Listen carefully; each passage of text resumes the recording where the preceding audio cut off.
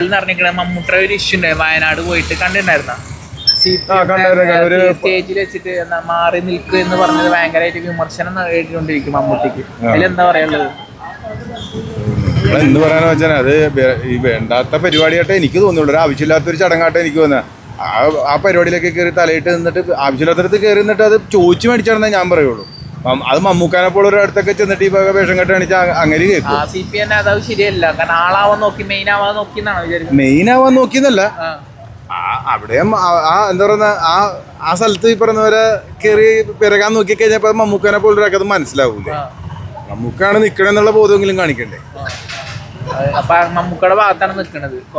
മമ്മൂക്കയുടെ ഭാഗത്ത് നിൽക്കുന്നല്ല, അങ്ങേർക്ക് ബോധമുള്ള മനുഷ്യനല്ലേ. അപ്പൊ ഈ വക ബോധക്കേട് എന്നിട്ട് അങ്ങനെ ഒരു പൊതുവേദി കാണിച്ചു കഴിഞ്ഞാൽ അങ്ങേര് പ്രതികരിക്കൂലേ. പിന്നെ അത്ര അങ്ങനെ കാണുന്നുള്ളൂ. ഞാൻ അങ്ങനെ ഇതിനകത്ത് ഇതൊക്കെ അരച്ച് കലക്കി കുടിച്ച മനുഷ്യനല്ല. അങ്ങേരെ അടുത്ത് അങ്ങേരെ സ്റ്റേജിൽ വെച്ച് വിൽക്കാൻ നോക്കിയെന്ന് ഒരു കണക്ക് നോക്കി കഴിഞ്ഞാൽ അങ്ങേരെ സ്റ്റേജിൽ വെച്ച് വിൽക്കാൻ നോക്കി. അങ്ങേര് തുറന്നു പറഞ്ഞു വിൽക്കാൻ നിൽക്കണ്ട, കച്ചവടം ആക്കാൻ നിൽക്കണ്ടെന്ന് പറഞ്ഞു. അത്രേ ഉള്ളൂ, വേറെ കഥയൊന്നുമില്ല.